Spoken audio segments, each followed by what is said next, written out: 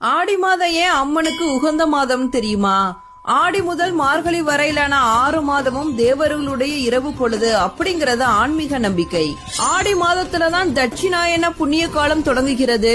உலக உயிர்கள் அனைத்தையும் காத்து அருள் புரியும் சூரியன் கடகராசியிலிருந்து தெற்கு நோக்கி பயணிக்க தொடங்குகிறது. எனவேதான் இதை கற்கடக மாதம் அப்படின்னு சொல்லப்படுது. கடகராசி சந்திரனுக்கு உரியது.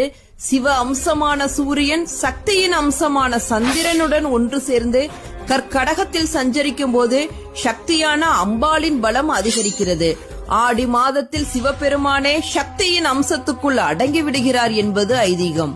அதனாலதான் ஆடி மாதம் அம்மன் வழிபாட்டுக்கு உகந்த மாதமா சொல்லப்படுது. ஆண்டாள் அவதரித்ததும் ஆடிப்பூரத்தன்றுதான். மழைக்குரிய தெய்வமாக மாரியம்மன் திகழ்வதால் மழைக்காலம் ஆரம்பிக்கிறதுக்கு முன்னாடி வரும் ஆடி மாசத்துல அம்மன் கோவில்கள்ல திருவிழாக்கள் கோலாகலமா கொண்டாடப்படுது.